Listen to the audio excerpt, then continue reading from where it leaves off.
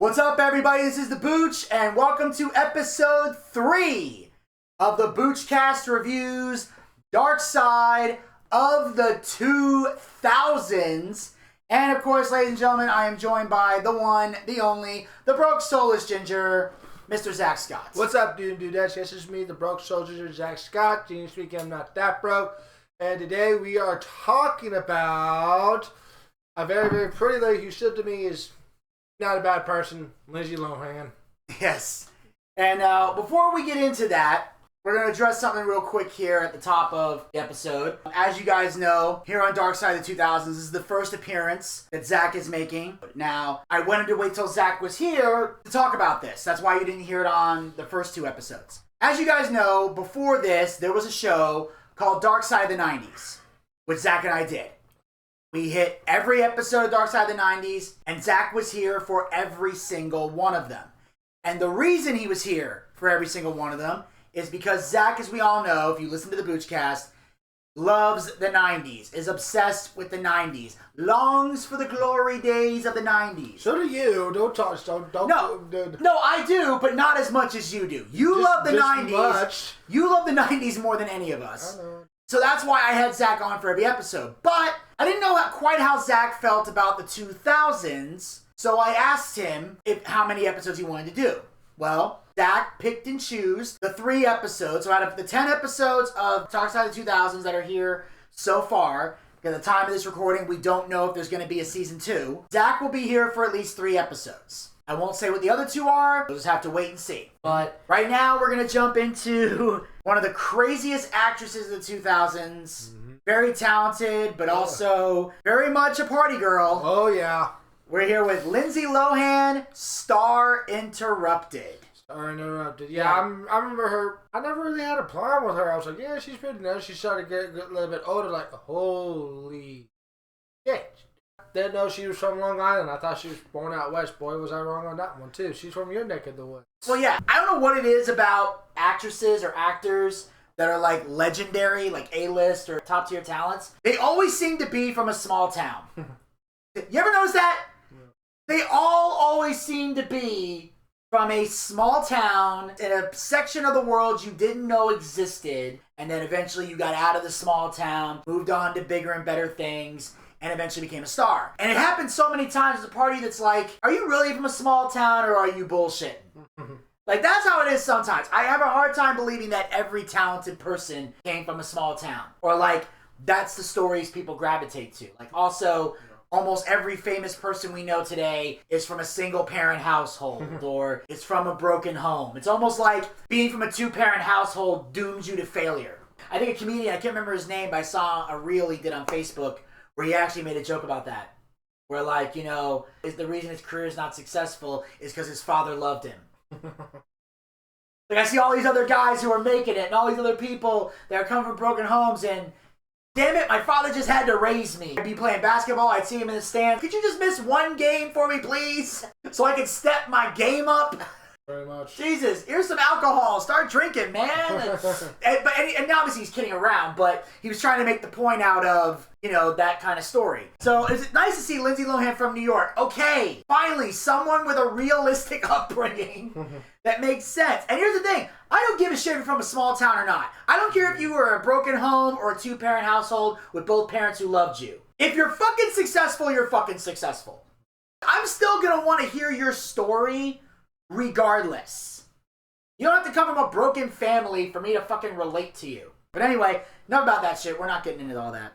In the 2000s, Lindsay Lohan is one of the most promising young actors in Hollywood. But her accelerating career is derailed by an increasingly dysfunctional personal life. Her emotional descent is fueled by the rise of tabloid journalism, until the girl everyone loved is replaced by the woman they love to hate. In the 2000s, news coverage of Hollywood's nightlife is dominated by a mix of fresh-faced stars and wealthy celebutantes. But the new millennium marks a different, more brutal style of celebrity coverage. The paparazzi was everywhere, and celebs were afraid to go out. But go out they do, and no one attracts more attention than Lindsay Lohan. A former child star who has blossomed into an it girl, no one could take their eyes off of her when she was on screen. Lindsay Lohan begins traveling with a couple of famous friends. Together they're nicknamed the Holy Trinity. The other 2 are Paris Hilton and Britney Spears. But while each of the women in this trendy trio will have a fall from grace, it's Lindsay who will crash the hardest. Okay. So obviously, there's a lot to unpack right here at the very beginning. Yeah, that's very true. And that is the fact that, first of all, the paparazzi. Don't you guys have anything better to do? Seriously? I mean, if I saw somebody famous, I'm not going to take out their phone. They waved me. Hey, I feel waved yet. My life is complete. And I was like, you just got waved by somebody's famous. Who really cares? No. Apparently, the paparazzi have nothing else better to do. I mean, it's one thing if you're walking by and going, hey, I saw this guy walking down the street. I'm like, okay, maybe one picture, I don't care. Mm-hmm. But if you're somebody that's like, oh, look, this person's drunk and falling all over themselves, why would I want to watch that? I wouldn't want to watch that. But that's, you've seen that enough and all. But that's the sad thing, is the reason people did this shit is because it's what people deep down want. Mm-hmm. You know, people act like they're on this high pedestal of being holier than thou, when in reality, we're all a bunch of morbid jizz buckets who like to watch people's lives go down the toilet. Pretty much. You guys have nothing else better to do. Go back home to your mama's basement. There you go. Yeah. Ta-ta! Raised on Long Island, New York, Lindsay's early family life is far from glamorous. Her mother, Dinah, tries and fails to make it in show business. And her stockbroker father, Michael, is jailed on charges related to insider trading when Lindsay is only 3 years old. With the family breadwinner imprisoned, Dinah looks to her daughter as a source of income. Eventually, getting Lindsay signed with the prestigious Ford modeling agency. She's soon finding work as the sweet and adorable girl in TV commercials. Okay, here's my issue right there. This is probably one of the biggest issues with child stars and child actors. Because Lindsay Lohan is not the first. No, she's not. But there's plenty of stories we've heard about child actors or child stars. In fact, that movie that David Spade did, Dickie Roberts, former child star, they actually did the stereotypical child star thing. You know, you're successful when you're a kid, then you become an adult, no one gives a shit about you. Yeah, that's true. You have the drugs, the alcohol, the fall from grace, and then you try to reinvent yourself or get back in the game. And most of the time, child stars are doing it to get the approval of their parent that they never get, or, you know, the family life they never had, and all this other shit. But the main thing here with this was the mom practically forced Lindsay into Hollywood. Pretty much. That's a red flag right there, that there's a good chance that your career's going to go down the toilet. Because it's not something necessarily that Lindsay may have wanted to do, but it's something like your mom wants for you. That's the worst thing. You know, now it's one thing if you're somebody who wants to act, who wants to perform, and you have a desire to do it, and your parents help you get there. That's one thing.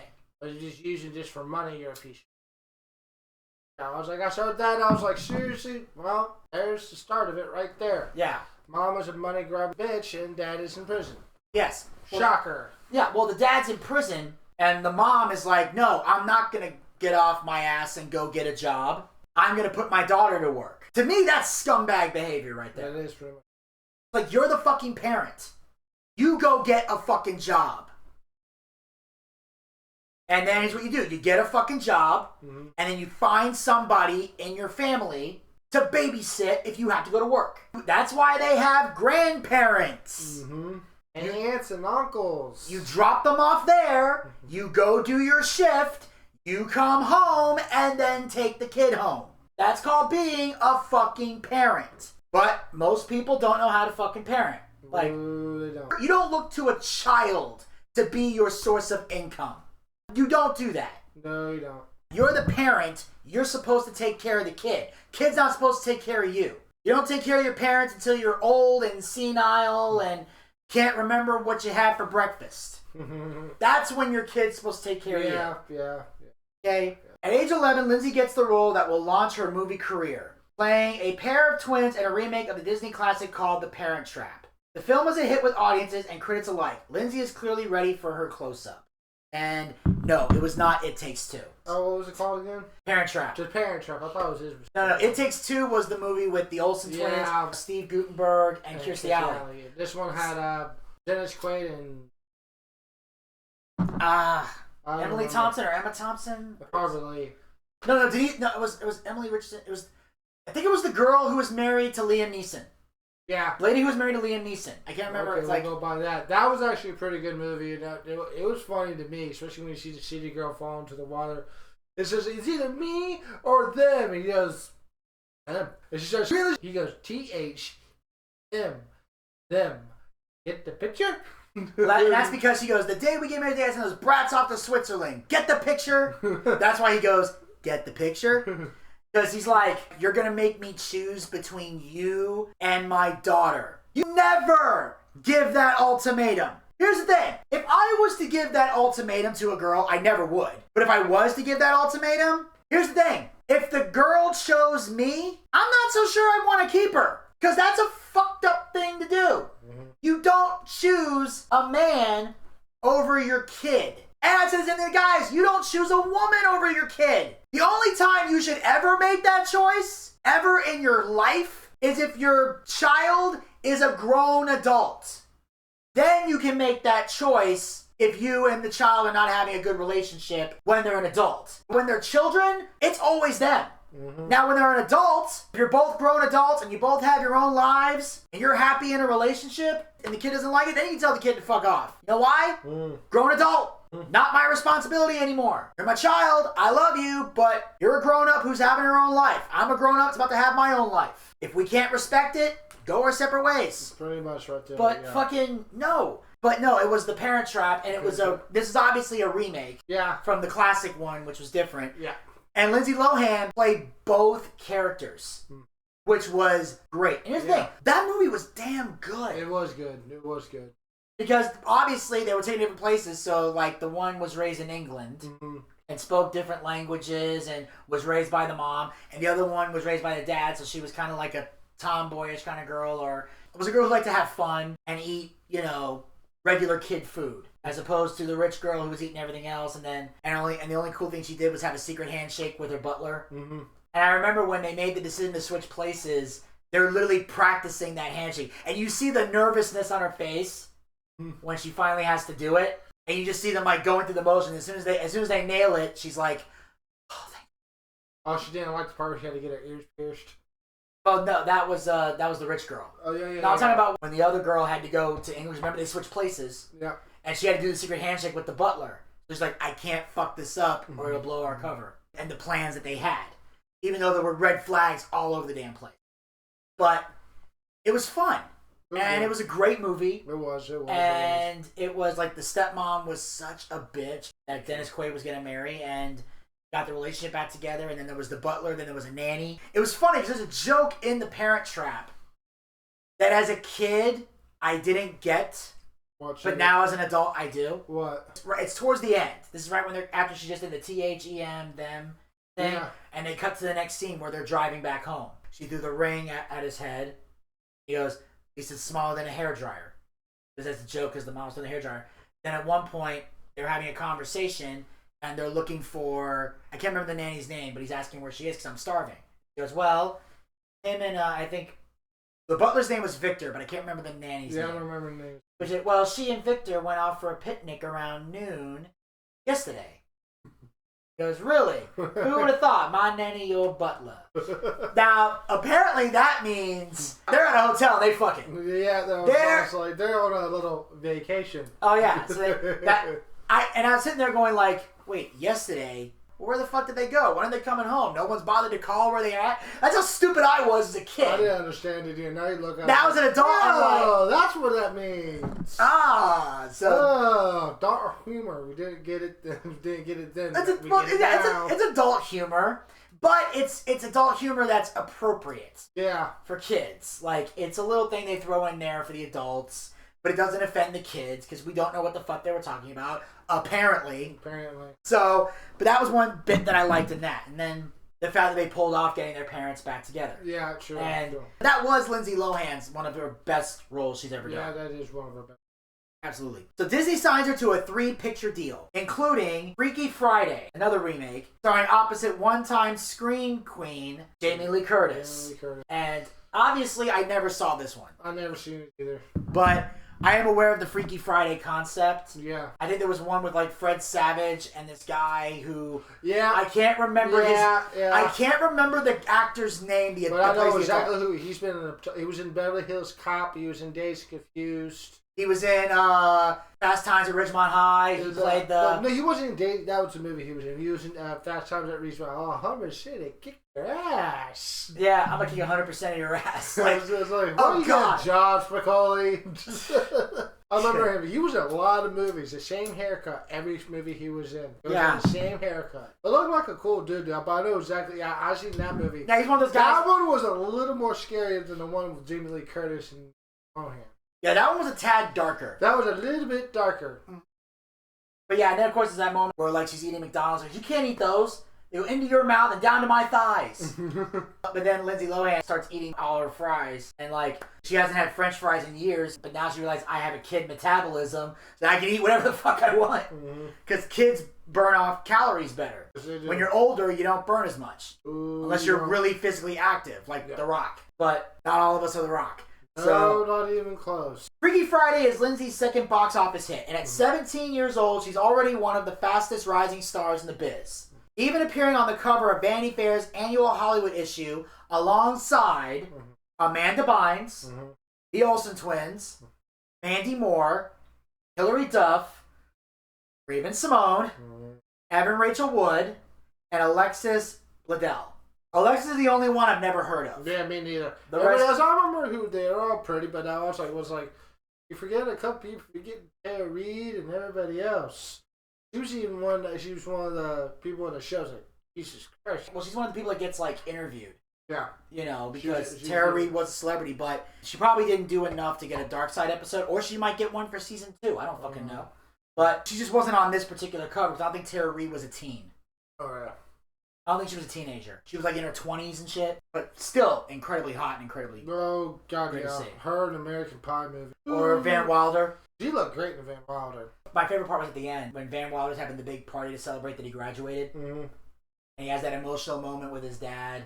And then she comes over and they start talking. He goes, I was worried you wouldn't show up. She goes, well, I was trying to decide what color panties to wear. And he's like, which ones do you choose? And she goes, none. There you go.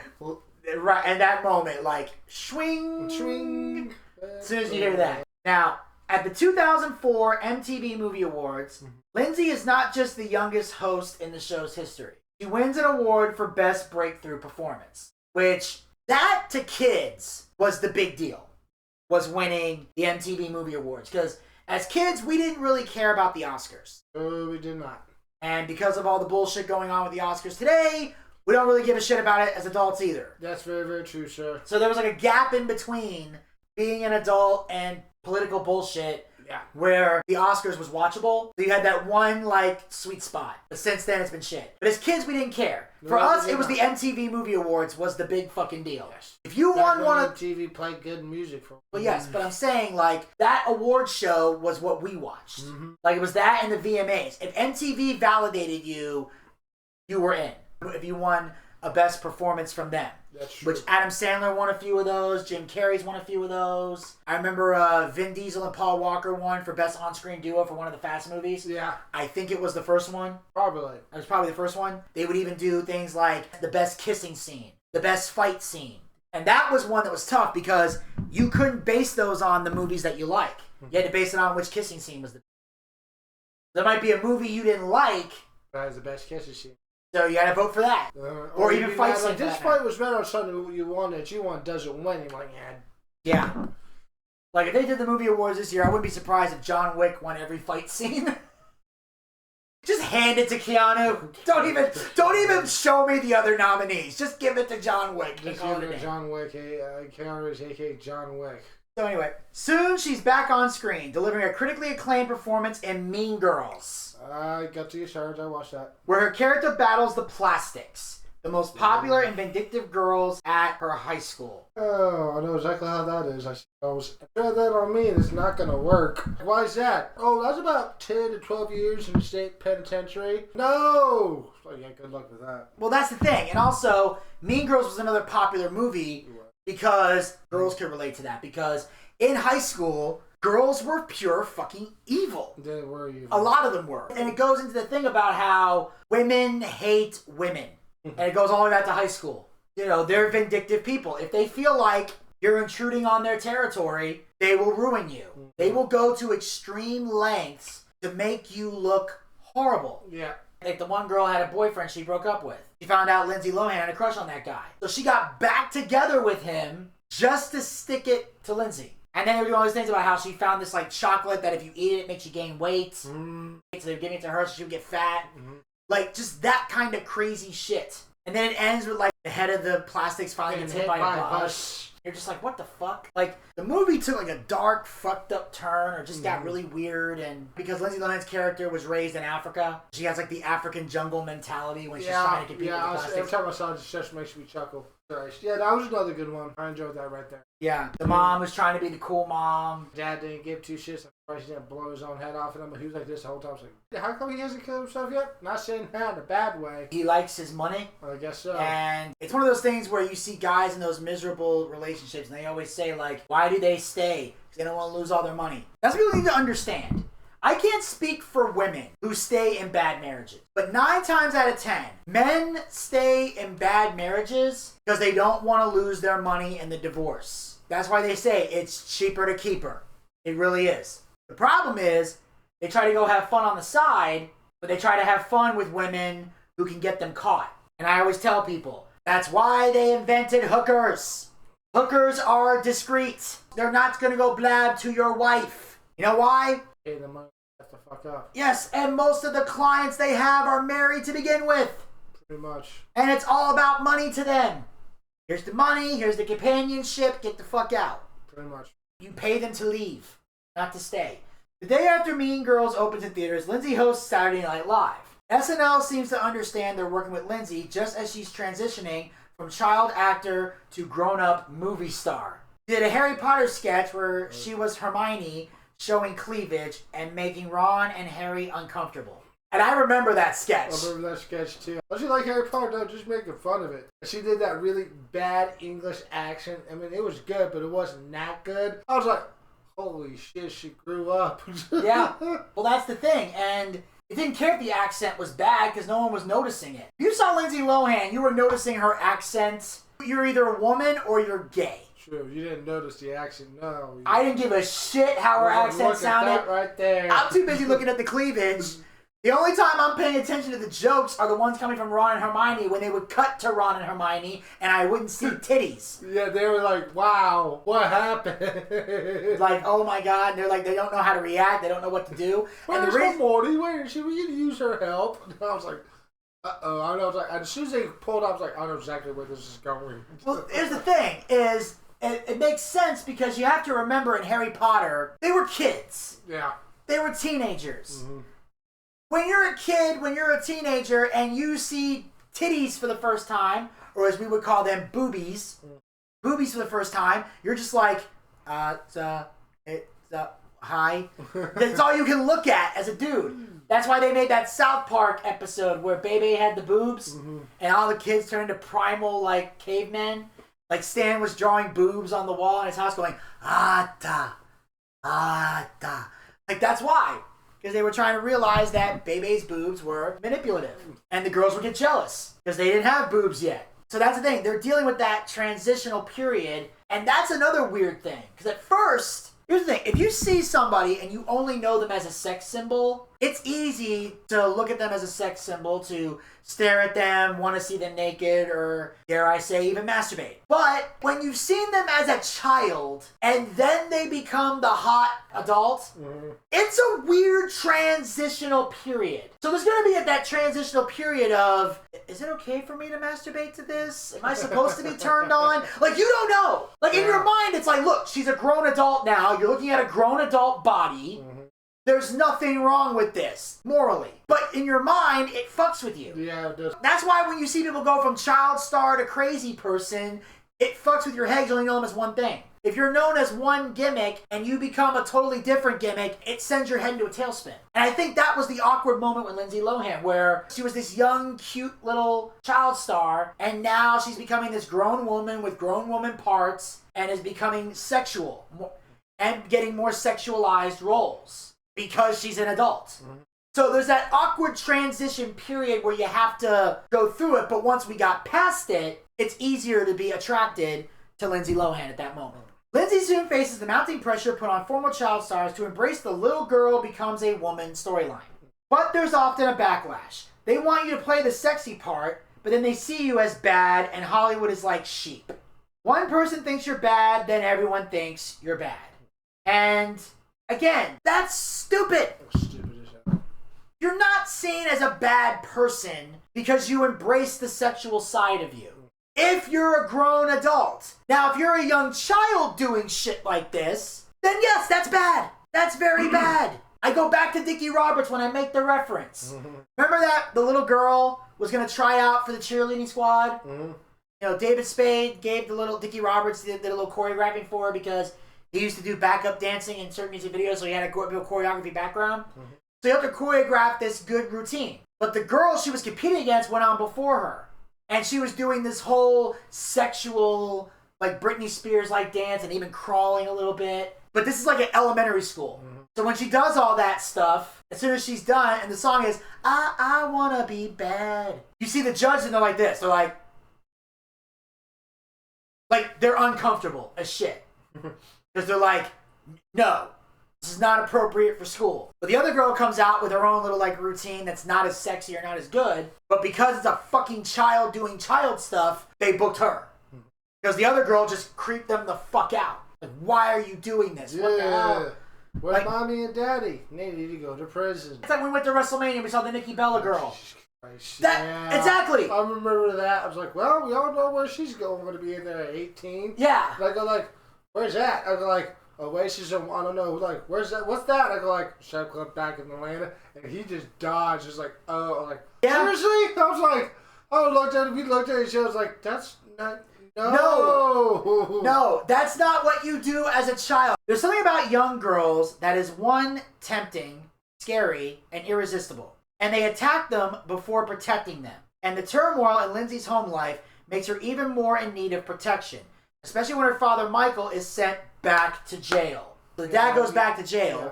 The mom is just trying to cash in checks. And again, they're putting her through all this hell. For the simple fact that she's a grown adult who's embracing being an adult, and people are shaming her for it. And that's just wrong. That is very, very wrong. But we're saying Lindsay Lohan right now is a grown adult. She is now a woman. She's not a little girl anymore. Oh, she is not. So she's allowed to do things that grown women do. Very true. And again, you should be protecting people like this. No one should be treated like this. Nope. You know why? Why? Because she's not a bad person. At least not yet. Not yet. Now, eventually she becomes one. But during this time, she is not a bad person. No, she is not. And those are the only people who deserve to be shamed and condemned and called a piece of shit. Lindsay, at this current point in time, is not a piece of shit. That comes later. Perhaps looking to distance herself from the chaos at home, Lindsay moves from New York to Los Angeles. But chaos has a way of following a person. In Hollywood, the gossip press begins aggressively documenting Lindsay's every move. So, leave her alone, assholes. Yes. But here's the thing, though. She thought somehow moving to Los Angeles would be an improvement. Yeah, right. No. You think it's bad in New York, it's worse than LA. Probably. Because that's the heart of Hollywood. Like, New York and LA are the two major cities for entertainment. Even as a comedian, as an actor, I know this. Most upgrades, you go to either New York or you go to LA. Now, usually if you're a stand-up, if your primary thing is stand-up comedy, New York is usually the place you want to go. Because there's more comedy clubs, there's more options, there's more focus. LA, there's comedy clubs, there's a lot of places to perform, but not everyone there is a stand-up. There's a lot of actors that use stand-up as the avenue to get into acting and all that shit. So you've got a bigger competition. That's why they tell you in LA, it's hard to grow as a comic in LA. Like, you have to be batting 1,000 on stage before you go anywhere near LA. In the early 2000s, the escapades of young Hollywood celebrities deliver a bit of shock and awe to American fans. While George W. Bush delivers a different version overseas, the news was scary, so celebrity news provided an escape during the War on Terror, which we all know about that. Because in the 2000s is when 9/11 takes place. Got the War on Terror. We end up going to Afghanistan, and then we end up going to Iraq, and we end up having the wars out there. And at first we're trying to get Bin Laden. Then we end up getting Saddam. We didn't get Bin Laden for another 10 years. I think so, yeah. Because 2001 was when 9/11 happened, and 2011 was when we got Bin Laden. So it'll be another 10 years before we get him. But that's another topic for another. In fact, that's what's funny was because the celebrity news did provide an escape. It allows us to get away from the war on terror. But then you would hear other people say, why do we care about Lindsay Lohan and her partying and drinking? We have a war on terror to focus on. That would be the ongoing debate. Like, let's talk about real shit going on in the world and not Lindsay Lohan. And I agree to that extent. I mean, obviously, as a kid, you care more about Lindsay Lohan than you do the war on terror. Yep, yeah. But as an adult, care more about the war on terror than Lindsay Lohan. Like, that's the thing I care about more. Yeah, same here. Same you here, know? Same here. I remember that, too. I remember I was like, okay, this sucks. I was in high school still? No, I was in high school. I don't know about you. I was at a special time.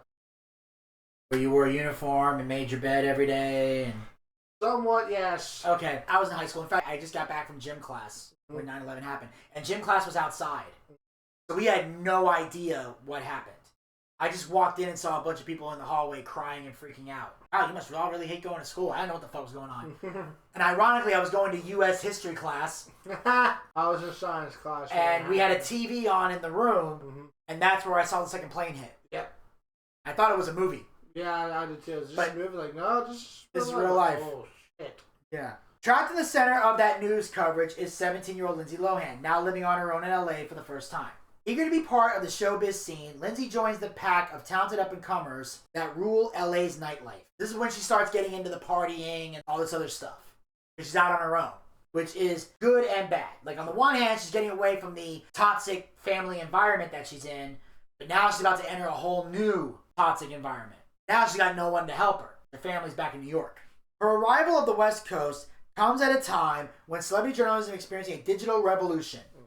High-speed internet, very high-powered camera lenses, SD cards that are actually compatible, the ability to share high-quality photography instantaneously, and this soon breeds a new kind of gossip reporter willing to make a deal with the devil in the city of angels. And that's why the paparazzi became such a thing. Because now cameras develop faster. Not like Polaroids or disposable cameras where you had to run out of film and then go to a 1-hour photo place and drop off your camera and you had to come back in an hour to get your photos. It's click, you have it saved, you upload it, and boom, you got it. Instant. And this is even before the iPhone hadn't quite shown up yet. And now you can kind of go click, click, click, take pictures. Pretty much. And here are the new breed of gossip reporters. TMZ. Perez Hilton. Remember this asshole? Radar Online. The Superficial. Pink is the New Blog. Those are the names of these different places. Now, obviously, TMZ we're going to get into more of at a later date. So, that's actually next week. So I won't dive too deep into that. But these blogs target celebrities in a nasty and personal way. Some did take a nice and friendly approach. So there were some that reported what was going on, but were being like legitimate. Like, hey, here's what's going on, here's what's in the news. They're presenting it in a positive light somehow. Even if it's something bad, it's being presented like not in a bashing way.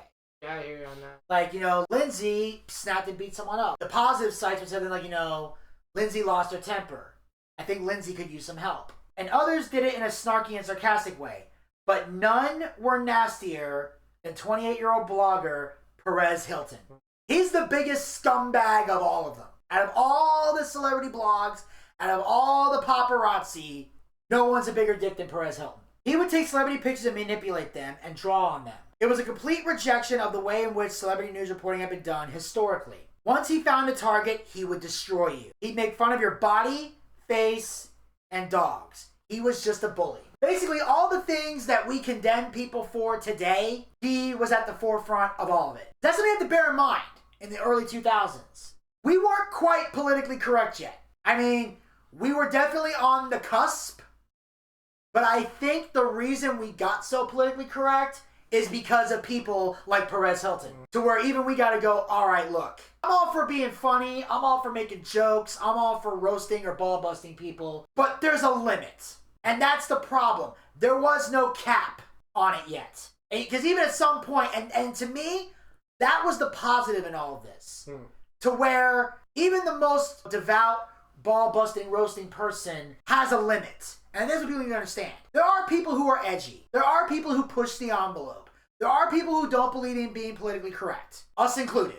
We don't play that shit. No, we don't. But even though we don't play that shit, we still have standards. we have limits on, okay, look, this is too fucked up even for us. There's certain times where we've thought up ideas or done roasting stuff and even looked back and went, yeah, we're probably not going to air this. Or we're probably going to cut this out. Or we're probably going to fix this because, whoa, that was too fucked up even for us. But we were riffing. But we wouldn't have known not to say that if we didn't say it. That's the catch-22. That's how you censor yourself. It's like, hey, I'm going to try this. I think this will be funny. Then we realize, oh shit, we really crossed the line. Okay, I felt bad about that. Perez didn't have that remorse. Well, apparently not. We, on the other hand, know for the most part where the line is. And if we do cross a line that even for us is inhumane, we at least acknowledge it.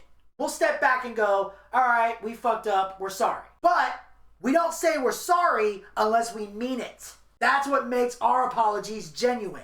If I come out and apologize for something, I want you to feel that my apology is sincere. That's why if I'm not sorry, you're not getting an apology, no matter how much you might want it. For Perez Hilton and his competitors, an adorable child star becoming a free-spirited woman exploring sexuality is a target they can't resist.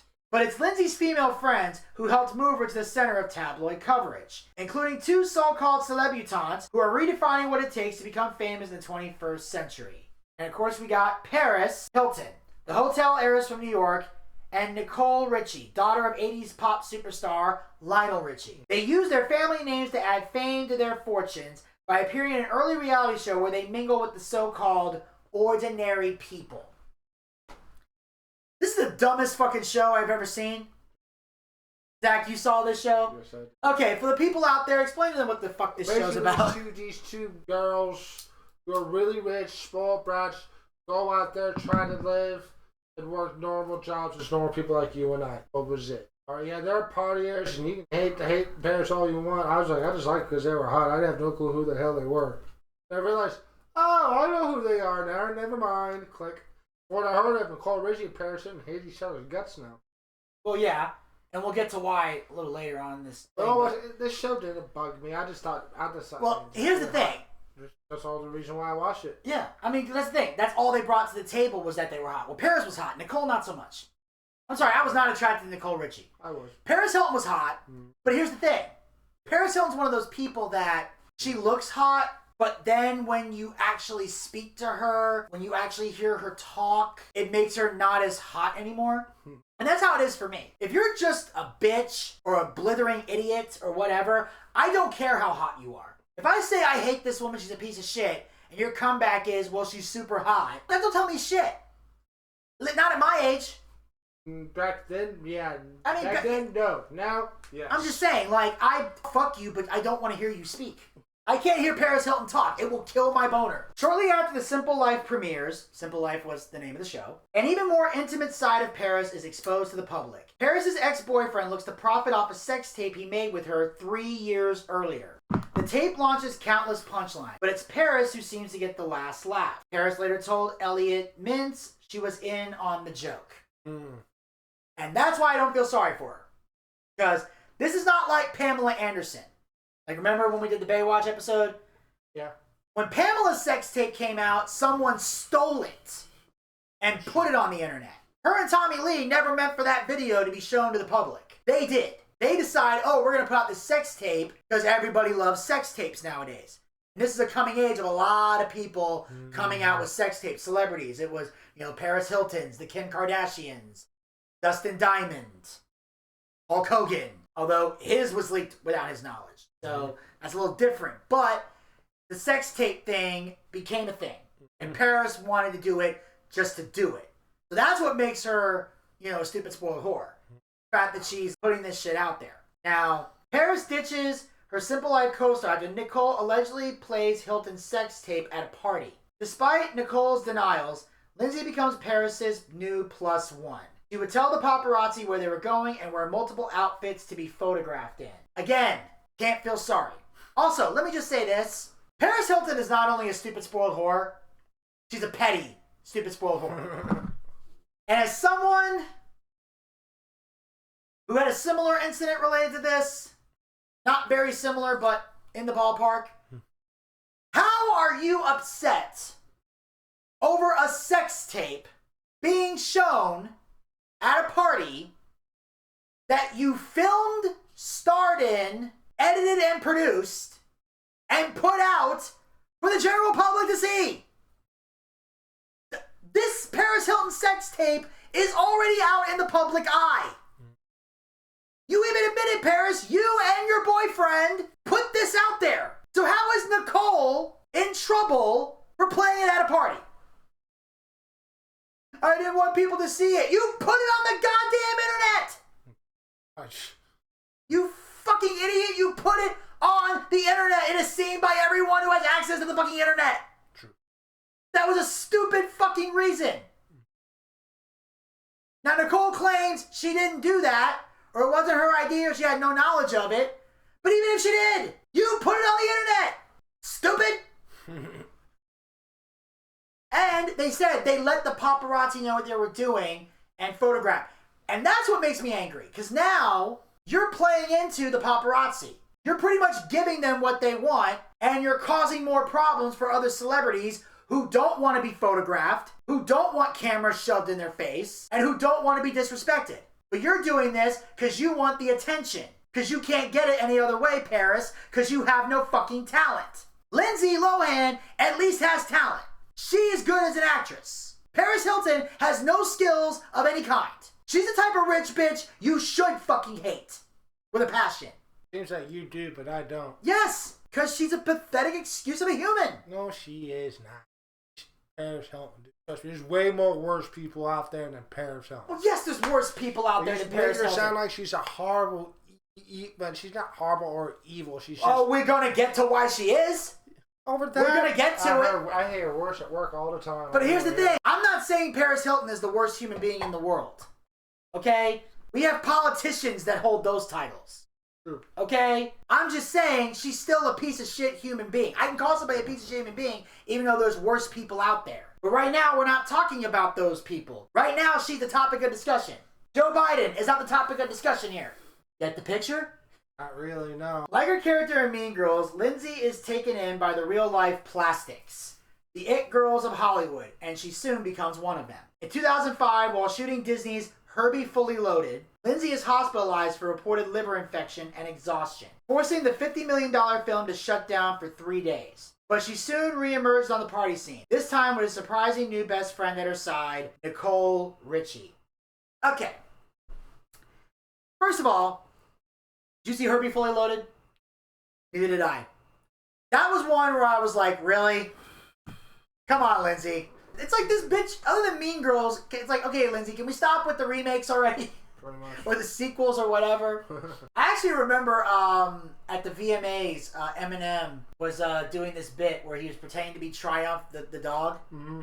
Because he got a lot of controversy, because Conan sent Triumph the Incel Comic Dog one year to go and roast celebrities, talk everything. Like he was making fun of Jennifer Lopez, making fun of Carson Daly, I think was there. And he tried to roast Eminem, but Eminem kind of pushed the dog out of the way. They made it seem like, you know, Eminem was being violent towards Triumph the Incel Comic Dog. And then eventually they later did a bit where Eminem was talking about, you know, I don't believe in violence towards puppets. And then they had Special Ed from Crank Anchors. And then Eminem snaps and beats the shit out of Special Ed. But that was planned. But Eminem comes out with the Triumph dog before he sang the song Ass Like That. And he's doing Lindsay Lohan. He goes, Lindsay Lohan, how beautiful. I can't wait to see the next movie. Only this time, I won't fall asleep during. And he's like, I joke, I kid. Seriously, Lindsay, you've been in lots of movies. But most of them have been remakes. First Freaky Friday, then Herbie Fully Loaded. What movie are you going to remake next? Glitter? He's like, I kid. Seriously, when are we going to make a movie together? Tell you what, I'll set up the tripod and make sure the night vision is on. And then she starts using the dog to hump like her shoulder. Oh, baby, yes. And you see Lindsay just sitting there trying not to crack. And Lindsay's just like, get the fuck off. But I guess she knew Eminem or whatever. I guess so too. And then Eminem stands up with the dog, throws the puppet on the ground, and then he goes, the way you shake it, I can't believe it. I ain't never seen an ass like that. And starts performing. You know, and I thought that was just hilarious. But then, of course, here's where I have an issue. You suffer from liver infection and exhaustion that forces a movie to shut down. This is a bad sign. Because when you shut down production on a film, it's not just you who misses out on a payday. You're affecting the jobs of every person who works there. From the camera people to the set designs, everybody else involved, the key grip, the best boy, all the people who work on a set. And if you've ever been on a film set, you know what I'm talking about. Because a lot of times the actors are sitting in the trailers. The film people are out there setting shit up, setting the lights, getting everything ready so the scene looks proper for the actors to come out and do their shot, to film their scene. You put all those people out of work when a production shuts down. And that's why most of the time they take out an insurance policy on certain actors and actresses because it will affect the pay and everything. Like that's why, for example, John Cena doesn't do a whole lot of wrestling anymore since he went to Hollywood. Because if he gets injured, a production shuts down. That's why when Cena worked matches, there was no filming going on at that time. Like right now, the actors are still on strike at the time that we're recording this. That's why Cena's able to work a lot of matches. That's why The Rock is in talks of maybe going to WrestleMania. Even Batista has expressed interest in maybe coming back for a bit because they're out of work. Mm-hmm. Now, granted, they're not starving. They got money in the bank, but they do have other bills they have to pay. So they have food in the fridge, but they still got car payments. They may or may not have mansions or house payments. They still got to pay certain people. They got to work. True. And they're not working because all the actors are on strike. So there's nothing going out there. That's why if you're a non-union actor and you get an opportunity to be cast in something, this is your shot. Because they're only going after the non-union people, which currently I am non-union. Are you even an actor? Yeah, you could. Like, literally, you could jump onto an acting set if you wanted to.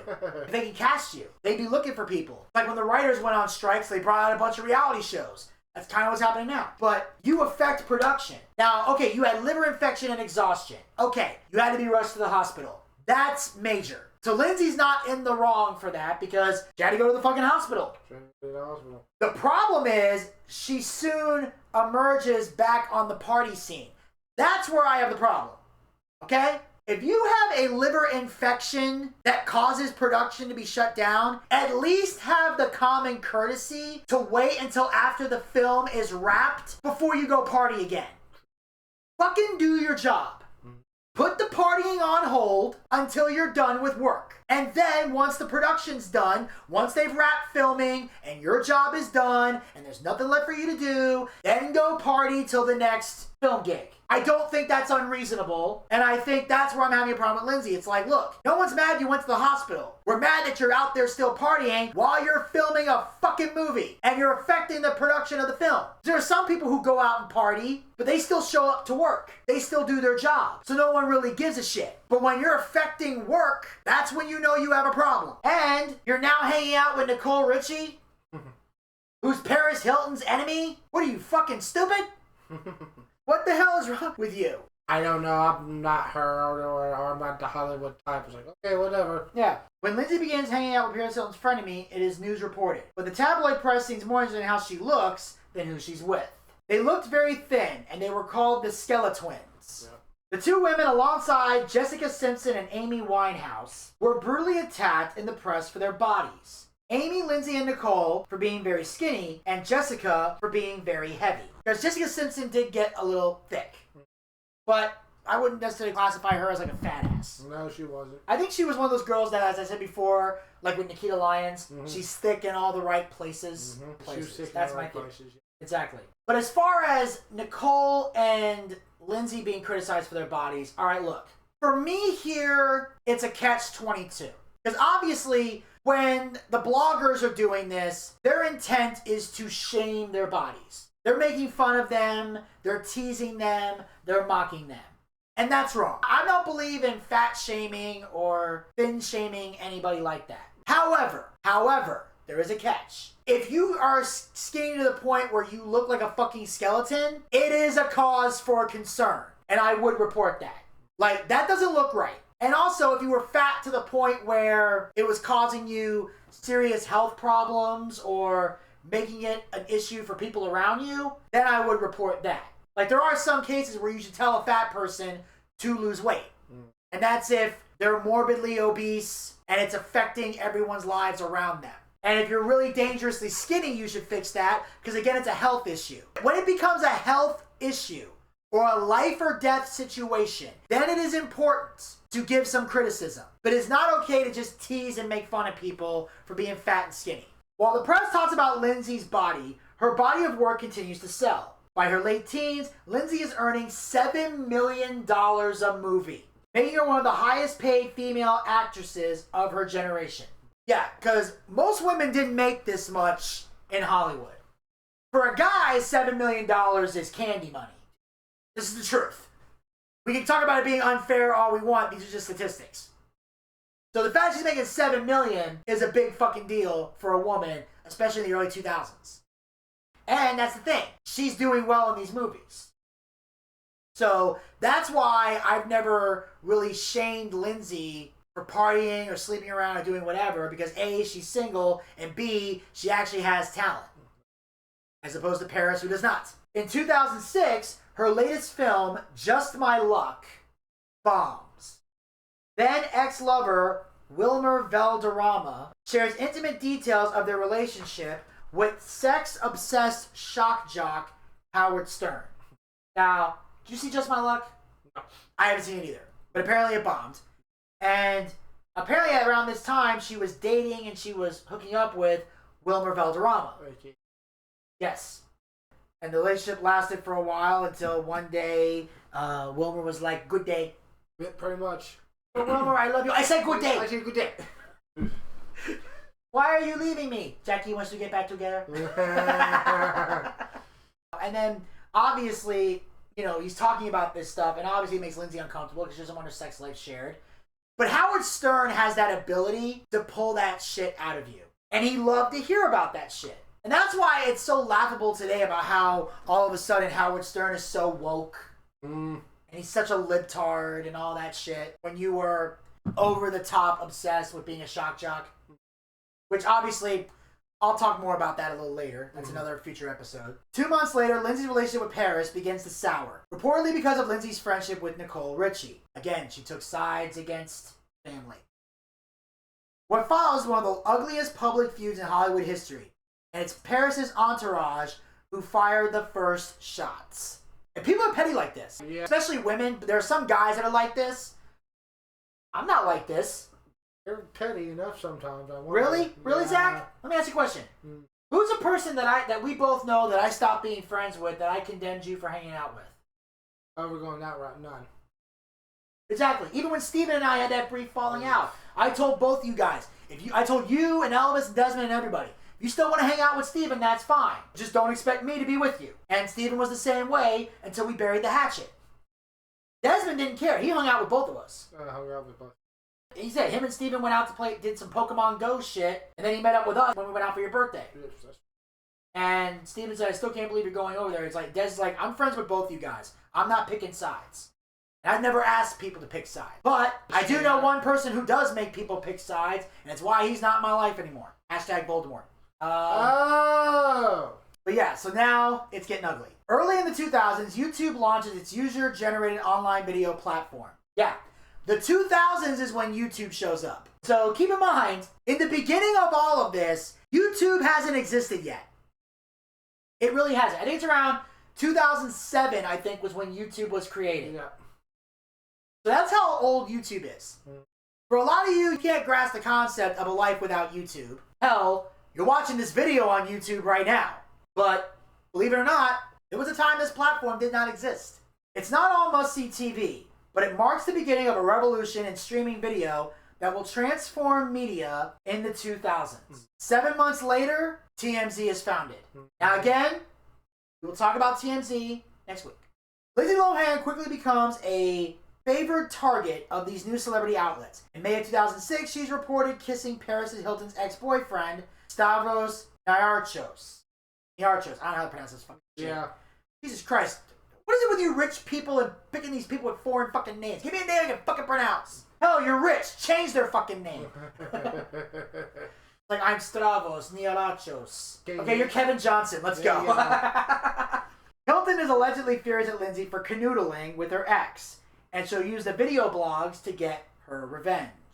Later that month, Paris exits Hyde Lounge in LA with an entourage that includes publicist Elliot Mintz, who was very big around this time. He was a publicist for a lot of celebrities. Yeah.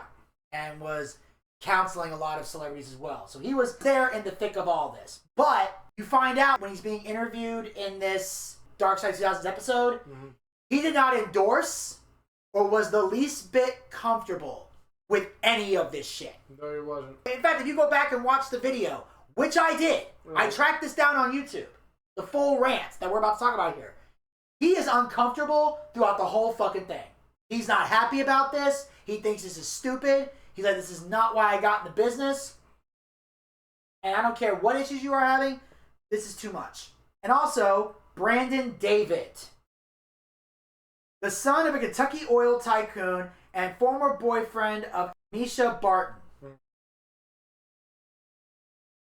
With the cameras rolling, Brandon with Paris by her side and Elliot looking on helplessly, unleashes a vicious rant against Lindsay. Now, I transcribed it. This is the exact rant that Brandon did to Lindsay on that fateful night. Saying, her movie bombed because she's a fire crotch. She has a fire crotch that you all want to suck because you're fucking desperate. Lindsay Lohan has the dirtiest, stinkiest, bloodiest orange vagina. It has freckles, it's orange, and it smells like diarrhea. She tastes like my father's Turkish ass. Would you fuck her? Would you fuck her mom? Because I wouldn't. Would you fuck her dad? Her dad is hotter than she is. I wouldn't fuck her with my shrink's dick. We don't fuck with freckles. If you have freckles, get the fuck away from the car. It's worse than AIDS. Jeez. She's worth about $7 million, which means she's really poor. She lives in a motel in New York. Her clitoris is 7 feet long. That's a little harsh. Damn, dude, what's wrong with freckles? I have freckles. Fuck you. I used to. I do. Well, on my arms, but I used to have them all over my face when I was younger. Yeah, they were all over my face if I had cleared up. Well, yeah. It's one of those things. That's the price. Hey, it's the price we pay for having Irish blood. And Elliot, God bless this fucking guy. He is trying so hard to do damage control on this. That's the challenge of being a publicist sometimes. Pretty much. And I know this because I majored in public relations in college. And that's the key thing, is trying to find the positive spin to put on something, or be as honest as you can be. Try to figure out how to address the media. But it's hard when you deal with shit like this. True. So Elliot says to the press, this is how he tried to cover it up. He goes, it's been a long night. I'm sure it's nothing personal. But Brandon's late night attack on Lindsay is viewed as very personal by the gossip blogs.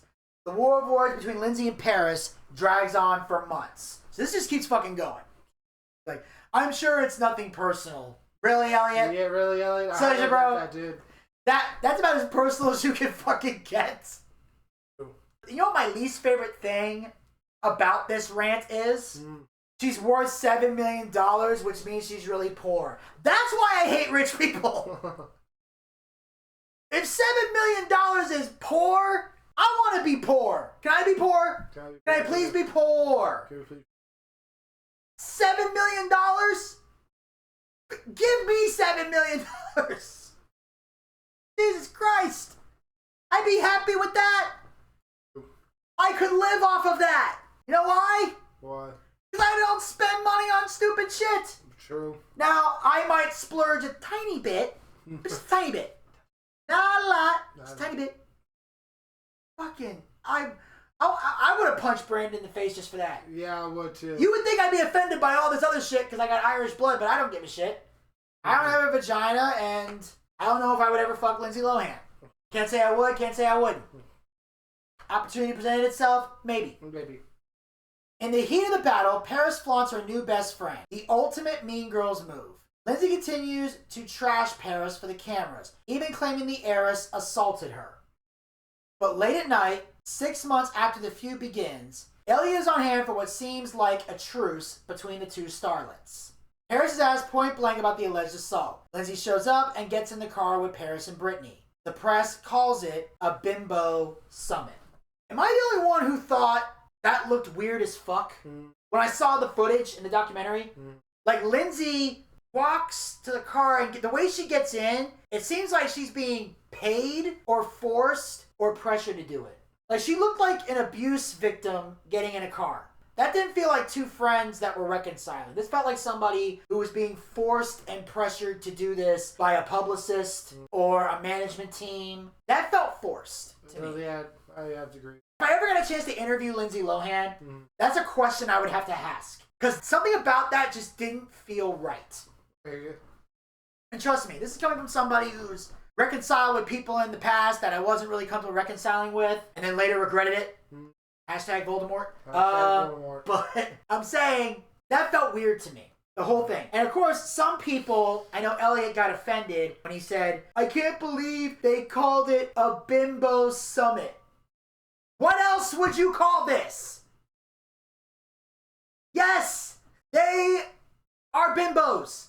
In this moment, in Lindsay Lohan's life, she was a bimbo. Because Lindsay Lohan was doing stupid shit. Paris Hilton always does stupid shit. Paris Hilton's been a bimbo since she came out the womb. Okay? Lindsay wasn't always a bimbo, but she was in a bimbo phase. So yes, this is a bimbo summit. Okay? I am all for people having a good time, partying, if you can control yourself, and sleeping with whatever you want as long as you're single and you're not fucking anybody that's dating or in a relationship or married. If you're not married and the person you're fucking ain't married, I don't care. If you're single and you want to fuck other single people, go have at it. I will never slut shame for that. But if you're a trashy piece of shit on top of all of this, or if you're constantly doing stupid shit to get attention, or if you're just simply disrespectful to everyone around you, then yes, you fall in the bimbo category. So yes, this was very much a bimbo summit. Don't get it twisted. Was it a premeditated publicity stunt, perhaps designed to rehabilitate Lindsay and Paris's image? I think so. I definitely think so. Maybe they finally put bridge under the... It's water under the bridge. Water under the bridge, who cares? Zach fucks this saying up all the time. I know I do, shut up. Just say bury the hatchet. Despite Lindsay's after-hours drama playing out in front of the paparazzi's cameras, she continues to deliver memorable on-screen performances in films like Bobby and Robert Altman's A Prairie Home Companion. Heard of that. I haven't either. Okay. I must not have been following Lindsay after this time. Yeah, I don't know what happened. She's even cast opposite screen legend Jane Fonda in veteran director Gary Marshall's 2007 film Georgia Rule. Now, I never saw this movie. I saw bits and pieces. I've heard of this, though. I have heard of this. I just never seen it. But the director's praise gets overshadowed when a letter from the film's producer chastising Lindsay leaks to the press. Now, I'm going to read this letter, and then I'm going to have some shit to say. Okay. And Zach somewhat knows what I'm talking about because I mentioned this in the car as we were driving over. Okay. Dear Lindsay, since the commencement of principal photography of Georgia Rule, you have frequently failed to arrive on time to the set. Today you do not show up for work all day. I am told you don't plan to come to work tomorrow because you are not feeling well. In quotations. You and your representatives have told us that your various late arrivals and absence from the set have been the result of illness. Today we were told it was heat exhaustion. We are well aware that your ongoing all-night heavy partying is the real reason for your so-called exhaustion. We refuse to accept bogus excuses for your behavior. To date, your actions on Georgia Rule have been discourteous, irresponsible, and unprofessional. You have acted like a spoiled child, and in doing so, have alienated many of your coworkers and endangered the quality of this picture. Moreover, your actions have resulted in hundreds of thousands of dollars in damage. We will not tolerate these actions any further. If you do not honor your production commitments, including your scheduled call time for tomorrow, and any call times thereafter, we will hold you personally accountable. This is in addition to pursuing full monetary damages, we will take such other action as we deem necessary to preserve the integrity of the Georgia Rule production as well as Morgan Creek's financial interests. I urge you to take this letter seriously and conduct yourself professionally. Sincerely, James G. Robinson, CEO, Morgan Creek Productions. Zach, anything you'd like to say before I go? Do the show kind of like in seasonal football and baseball. Show up, practice, play the game. During the off season, that's when you do all the partying. If you make a commitment, commit. If you don't, why would you even be involved on the show? But that's all I have to say. But Vinny, take this one. Okay, I'm going to say this right now. Uh-oh. Up until this point, I have been on Lindsay Lohan's side. I think we can agree. You have. I acknowledge Lindsay Lohan has talent. I acknowledge she likes to hang out from time to time. I have never once shamed Lindsay Lohan's body appearance or sleeping around or whatever it is she does. Why? Because I don't give a shit. At best, I said she may have some health issues she may need to deal with for being too skinny, but I never made fun of her for being too skinny. As long as her health is intact, I don't care how her body looks. So we've established all of that. So that's off the table for what I'm about to say.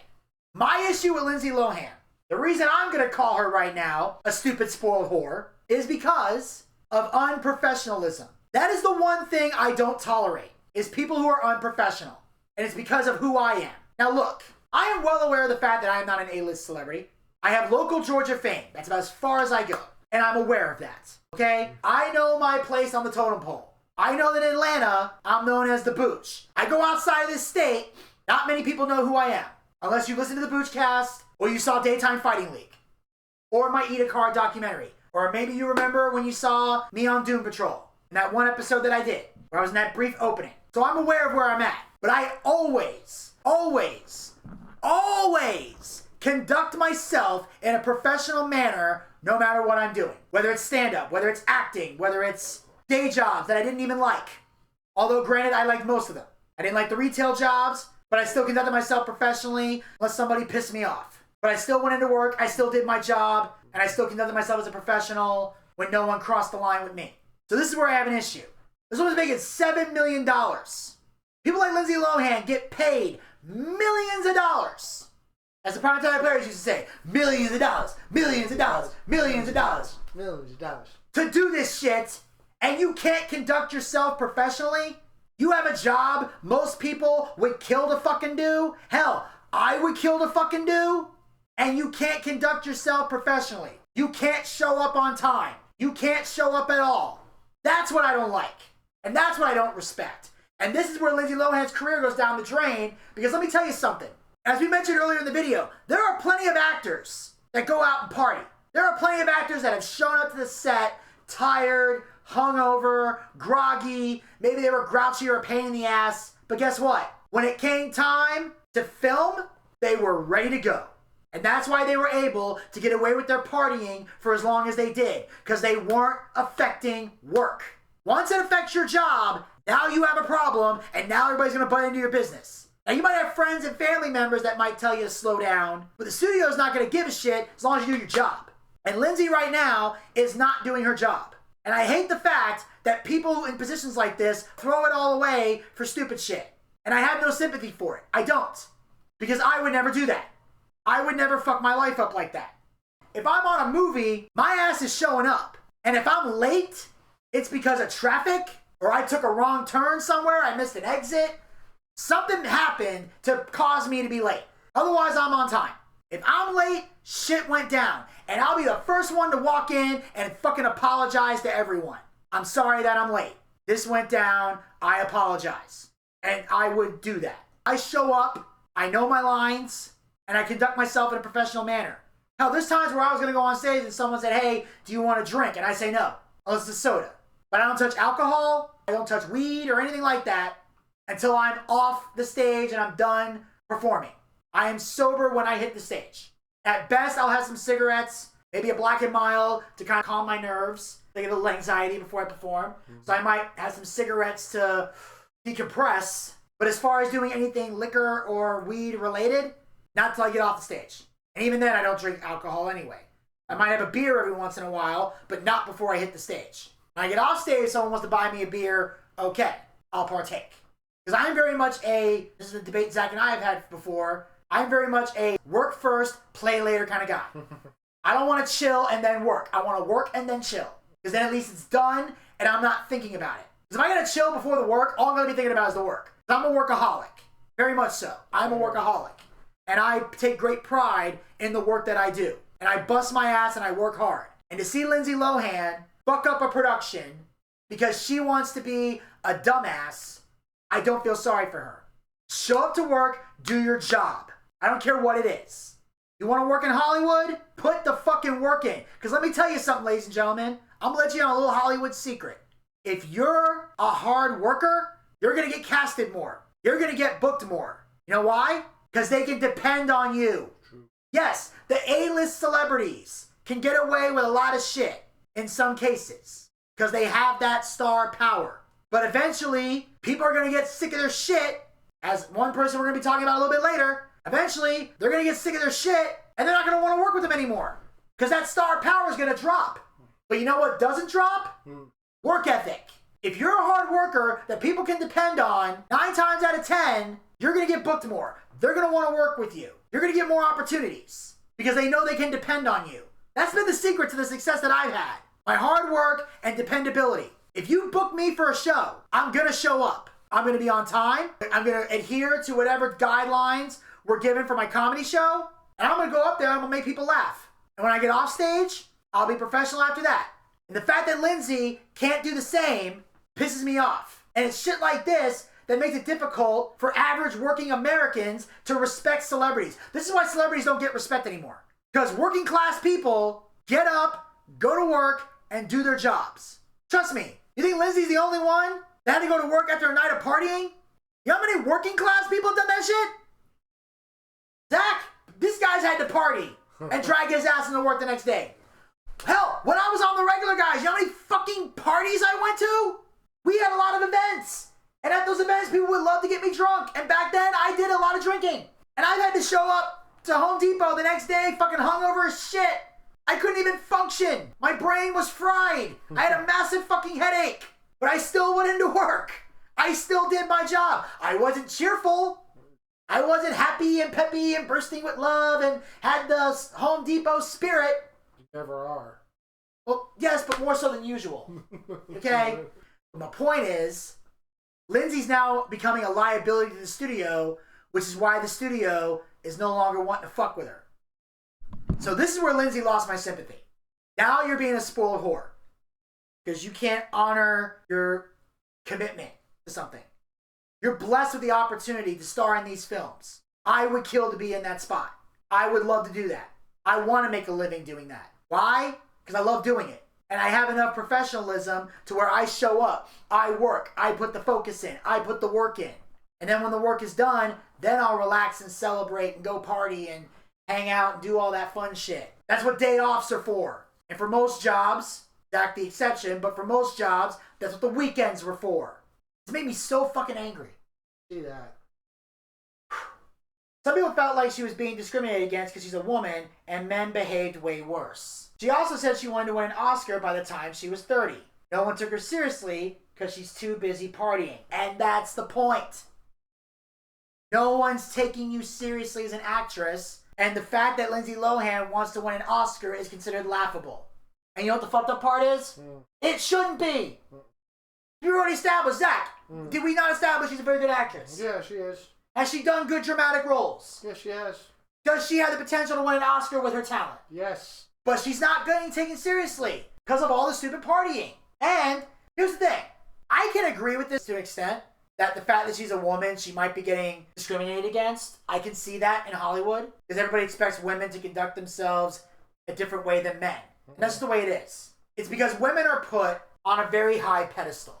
Women are considered smart. Women are considered intelligent. Women are considered strong and independent. They put women on this high pedestal of elegance and sophistication. Guys, not so much. That's why women get put on that pedestal. And I'm not saying it's right. I'm just saying that's what's happening here. But here's the thing. I don't give a shit if Lindsay's a woman or not. I don't either. The same rant you just heard me give, I would give to a guy. Hell, there's one guy in particular we're going to be talking about. I'm sure I'm going to have some shit to say to him.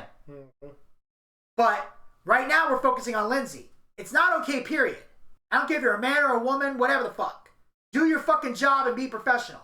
And also, here's the thing. If you're going to give Lindsay shit, don't be selective with your outrage. Have the same opinion of Lindsay that you would any other woman that fucks up on the job or any other guy that fucks up on the job.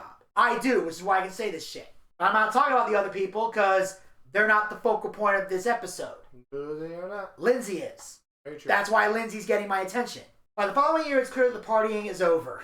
Lindsay is arrested for a 23152A VC, driving under the influence, and her dreams of winning an Oscar will give way to fears about losing her freedom. So she gets a DUI.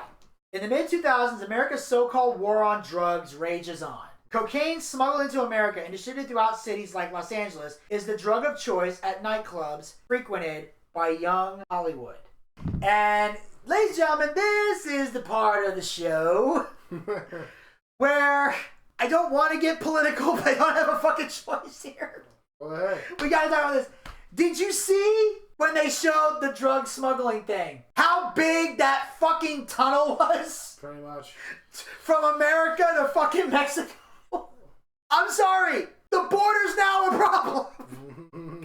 How can you watch that and still think we need open borders? Zach, can you explain? I can't. But I'm saying, even that after seeing that, we agree now. And not that we didn't agree before, but I think you look at that and go, yeah, the border's a problem. Border's a problem. People talk about fucking tunnels all the time. And you're fucking seeing it. They found a way to smuggle the drugs into the country and also how to sneak in.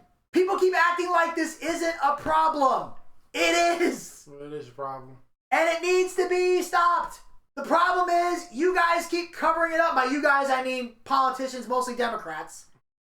You guys cover it up by dropping the word illegal and just say immigration and think, oh, we don't want any immigrants in the country at all. That's a fucking lie. We are okay with immigrants in the country. We just want them to enter legally through the point of entry. You can come into the club, just sign the guest book on your way in and pay the cover charge. That's all we ask. And clearly, drugs are coming in through there. Now, there might be other ways drugs are getting smuggled in. I'm sure there are. And if we find those other things, we should stop them too. But right now, this is the bigger problem. You know why? Because Mexico's right next to us. To where you can make a freaking tunnel. Even if we had drugs coming in from fucking overseas, we can stop the overseas ones. Because we have drug dogs and things to inspect planes and crap if we are suspicious of drugs being smuggled in. So we have ways of dealing with that. We don't have a way of dealing with the tunnel. Nope. Let's fix the fucking tunnel. Fill that fucker up with water or something. There you go. Flood the fucking thing. Not while people are inside. Well, maybe if people are inside. Depends.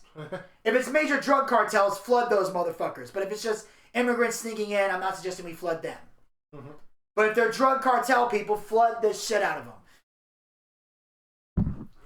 I'm just saying, I saw that picture and I went, how can we not see the border problem with that? I mean, look, if we're going to give a war on drugs, let's get serious. In early 2007, 20-year-old Lindsay Lohan, who had previously denied ever using illicit drugs, we believe that's when our shit turns purple and smells like rainbow sherbet, voluntarily checks into rehab.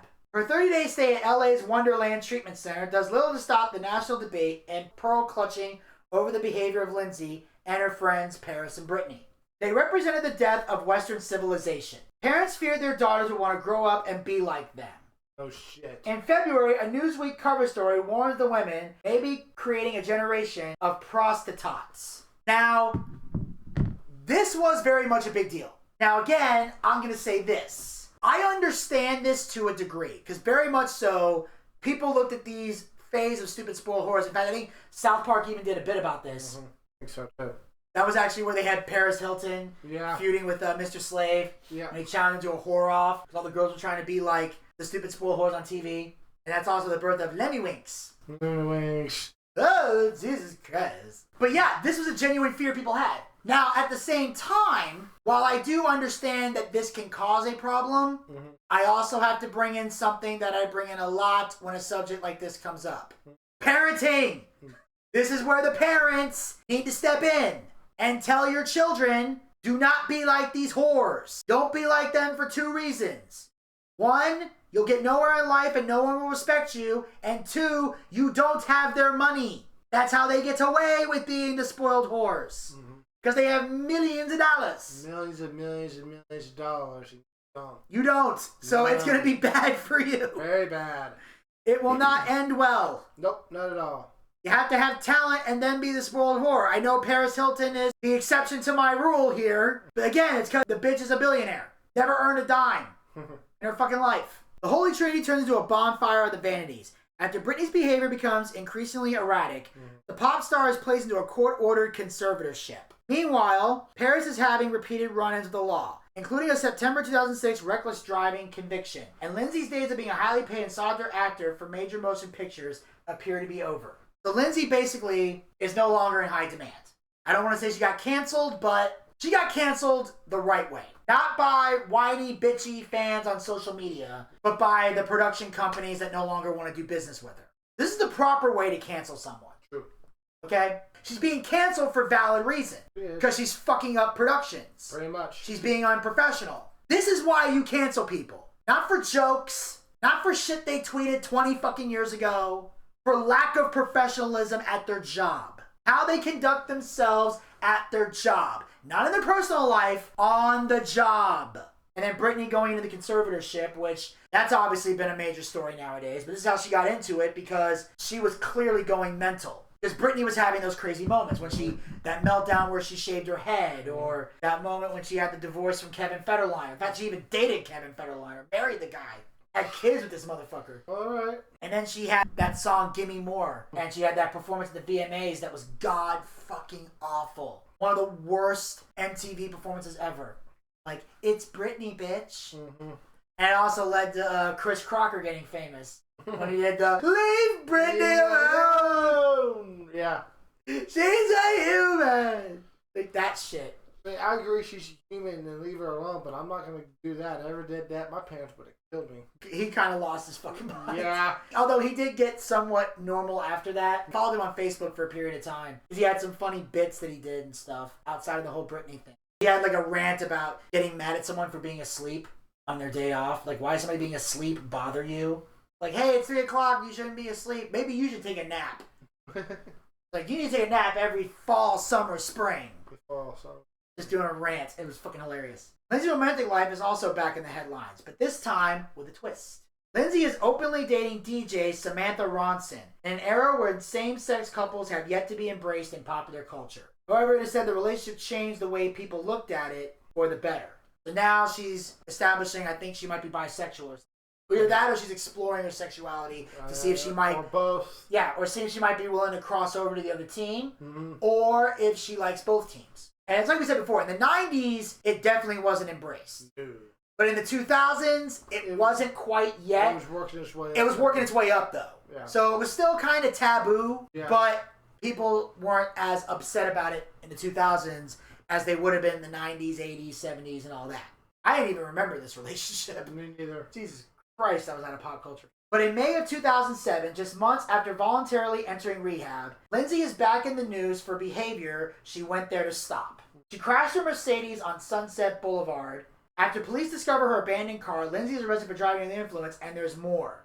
They also found cocaine in the car. Yep. When you're crashing your car after attending the bar, cocaine. Cocaine. Lindsay is ordered to return to rehab. After her release, she's fitted with an alcohol monitoring ankle bracelet. The device doesn't quite work as a fashion accessory. So basically she has to wear this. It manages her alcohol intake. So if she goes over a certain point, she can be arrested. Kind of like the house arrest bracelet. If you go too far from the house, it shocks you. Yeah, that's true. That same month, Paris is sentenced to 45 days in jail for violating her probation after driving with a suspended license. But Lindsay isn't exactly scared straight by her old friend's legal troubles. In July, there's another arrest. She is sentenced to a day in jail, 3 years probation, in order to attend an alcohol education program. When the story is posted on Perez Hilton, it gets 60 million views. It's only the beginning of Lindsay's ongoing battle with her demons. The next 2 years are marked by regular parole violations and court appearances. So now we're at the point where Lindsay Lohan is becoming the fuck-up that most of us remember her to be. This is where the shit is really starting to pile up. She's not learning her lesson. And it's one of those things where, and this is the issue that I have. Most of the time, if someone, and again, I gotta put in the working class scenario. Most working class, middle class citizens, the normal people, the common folk, as they like to call us. if we got in trouble for shit like this, we would get worse sentences. Mm-hmm. We would lose our jobs. The hammer would be dropped on us. But a lot of times with celebrities, they find ways to avoid jail time. And here's the sad part. Most people, when they manage to cheat death or avoid jail time, it makes them want to do it even more because now they feel like they're above the law. And there are some cases where sometimes you gotta throw the book at these people. Yeah, you do. I think that if you're a celebrity, sometimes if you're a celebrity, depending on the situation and what the issue is, depending on the crime, in some cases, you gotta drop the hammer and give them a real sentence. Sometimes you gotta judge certain celebrities, not all, but certain celebrities more harshly, because that's the only way they're gonna learn. That's the only way they're gonna understand. Sometimes you gotta humble a celebrity to make them realize they're not above the law. And today, that's a lot easier to do, because celebrities don't have the respect that they once had. They're not on the pedestal they used to be. Jim Carrey once said, they're not the cool club anymore. Like, the more the internet becomes popular, the more people that can create YouTube channels, the more people that can create social media platforms and potentially become influencers, the more the celebrity status drops. Because they feel like everyone's on a level playing field. That's true. Her relationship with Samantha Ronson does not survive her personal struggles. And her movies, like 2009's Labor Pains, are going straight to DVD. A studio executive labels the actress Hollywood Kryptonite. So now it's like she's now becoming the issue of her movies aren't good. She's going straight to DVD. Nobody wants to work with her. She's now getting blackballed by the industry. In the summer of 2010, the actor's legal troubles have a very un-Hollywood ending when she's called back in front of the judge after missing 7 of her court-mandated alcohol education classes. Again, she's not taking this seriously. Elliot felt she could have used some sympathy, treatment, and counseling, but there's no sympathy for Lindsay in the court of public opinion. And here's the thing. He's right on all counts. There's times where Lindsay could have used sympathy, treatment, and counseling in the beginning until she started fucking up on her job. Because again, this is another thing that I've said before, but I'll say it again because it bears repeating. Poor people do not feel sorry for rich people. That's why the court of public opinion doesn't have sympathy.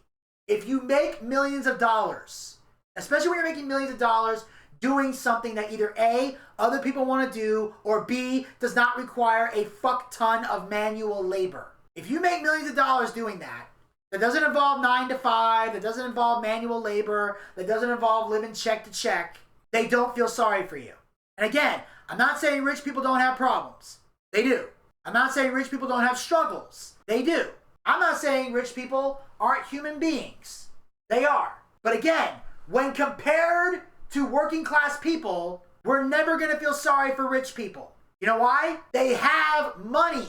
So if you have a problem, you have money to solve it. If you got a drug problem and you're a rich person, you can afford to go to a rehab center. Most poor people can't. Rehab costs a lot of fucking money. That's why most of the time, when someone has an intervention and sends them there, there's someone there willing to pay for the rehab.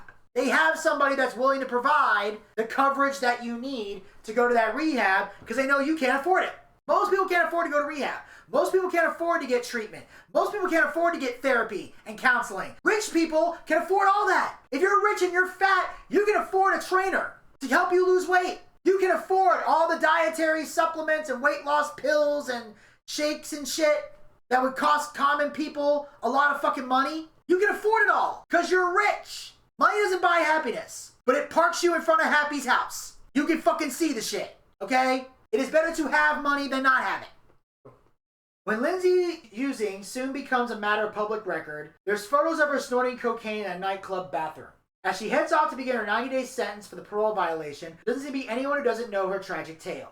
Still, just 24 years old, the world-famous one-time movie star spends her first night behind bars. Now she's finally in fucking jail. Then 2 weeks later, her sentence is abruptly cut short due to jail overcrowding. Lucky. I still can't believe that's a thing. It is a thing. That you can overcrowd a jail. Non-violent offenders will get out before violent offenders.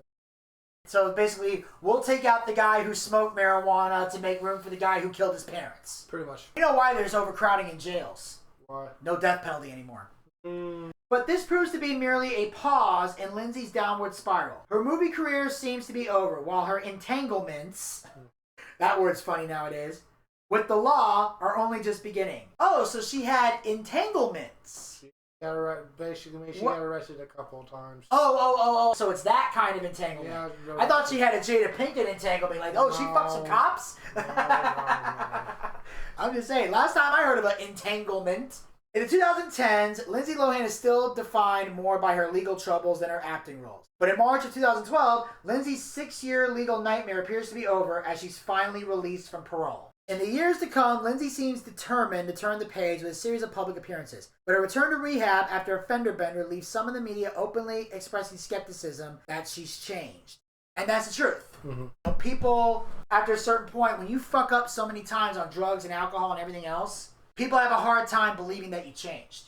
And you have to work very hard to get that trust back when you're trying to sober up. So you gotta be mindful of shit like that. Sure. Just like when she left Long Island for Los Angeles, Lindsay again tries to escape the turmoil in her private life. This time by moving abroad in 2014. She moved to the Middle East, got married, and is sober. She moved to the Middle East. And Muslim and married a Muslim. She married a very, very rich Muslim dude. He's an oil tycoon. Looks like she's happy as hell. She's doing good. I haven't heard a peep out of her. Pretty ballsy to move to the Middle East. No, she went to the richest country in the Middle East. Wait, so she went to the one that doesn't chop women's heads off? Yeah, I moved to Dubai. That's where they went, where everything costs $1 million. So she doesn't have to wear the burqa. She doesn't get her she probably, chopped off. She doesn't have to stand 5 steps behind her husband. Husband having $1 billion. I understand in the Middle East they have their customs where the husband has to walk and the wife has to walk behind them. And I'm not going to shit on their custom. It's their custom. I respect that. But at the same time, you're married to Lindsay Lohan. I'm not making her walk behind me. I want that bitch right next to me. Yep. Don't walk in front of me because I'm still a Muslim man, but walk next to me. You know why? Why? I want people to know this is my bitch. Mm-hmm. I got Lindsay Lohan. Yes, I got her. Be jealous. Be jealous. That's what I want to do. And no burqa. I want everyone to see this bitch's face. Right here. I want everyone to know this is my woman. As for the other two members of the Holy Trinity, Paris Hilton turns into a successful international brand. While Britney Spears is embraced by the public after she's freed from a more than 13-year conservatorship. This was ongoing in the news for quite some time. Yeah, I remember that. Because they felt like her family was now taking advantage of her, and she was time for her to be freed from it. Mm-hmm. Although lately, some people think she's still going a little off the deep end, and are concerned for her. But they ain't bugging me. But yeah, I think after a certain point, Britney should be in charge of her money. She's earned it. She has. This is what I would have done. If I was a judge and she wanted to be free from the conservatorship, I would have Britney take a psychiatric evaluation, any kind of mental health test, to make sure she is mentally competent. No longer crazy. She's off the drugs and the alcohol and the partying. And if she's sober and she's of sound mind and body, release her from the conservatorship. If she's still nutty, don't. Because the whole reason she got into the conservatorship in the first place was because she was losing her fucking mind. Now, again, I only know based on this story. Now, I know there's a Britney thing on Netflix I haven't seen, but maybe at some point I'll watch it and we'll review it on a future variety show. To my knowledge, if she's of sound mind and no longer crazy, she doesn't need to be on conservatorship anymore. Sure. As for Lindsay, she lands a Netflix film in 2022 called Falling for Christmas and launches a podcast that same year called The Lowdown with Lindsay Lohan. But it's spelled Lohdown. Because Lohan, lowdown. I like that. The Lowdown. That's a good play on words. I like that name. The early 2000s saw the trifecta of gossip blogs, tabloid TV, and magazines turn into a $3 billion industry. Much of it at the expense of the private lives of young female stars. As a hopefully older, wiser Lindsay Lohan tiptoes back into the spotlight, has the media monster that once consumed her been tamed as well? That's the question. Because people realized we shouldn't treat people like this anymore. And none of this would fly today. No, it wouldn't. No, none of this shit would happen today. In fact, in some cases, you did hear, and I'll give credit where it's due, there are some people that were interviewed in this documentary, this episode. Mm-hmm. Some of them, not all of them, but some of them did show remorse for the stuff that they reported and admit and regret the stuff that they did. And they were sympathetic towards the cause. Now, we're not going to go any deeper with this, and you notice we didn't talk much about this, and that's because of what's going to happen next week. But, Zach, any final thoughts on Lindsay Lohan? Happy that you seem to be doing A-okay now. Doing much better. I haven't heard anything bad about her in years. Me neither. Yeah, okay. Seems to be doing a hell of a job. Neither. Yeah. Well, all I know is this. After hearing this story, if Lindsay comes out with another movie, I might just go see it. I might go see it too. Just to see it. Some of these on the list, I might even go back and see just to see if they were any good. Because sometimes there are times where critics don't like a certain movie, but I end up liking it anyway. Critics love a movie, and I watch it and I go, "This is trash." And that, ladies and gentlemen, will wrap up this episode of Boochcast Reviews Darkside of the 2000s. Tune in next week. We're going to have an episode for you guys. We're going to be getting into TMZ, Paparazzi Gone Wild. So you've heard a little bit about the paparazzi in this particular episode, but we're going to dive deeper into the paparazzi world next week. We're going to learn more about TMZ and all their shenanigans and everything else that followed. So make sure you guys follow us on all of our podcast platforms. Link is down in the description box below. Follow us on all our social media platforms. Link is down in the description box below. Make sure you support the Boochcast. Go to podcasters.spotify.com/pod/show/the Boochcast/support. That link will be in the description box below. And of course, as always, hit the subscribe button and ring that bell to be notified so you never miss another episode of Boochcast Reviews Darkside of the 2000s, as well as other additional Boochcast YouTube content. We'll talk to you guys next time. Until then, pizza, baby!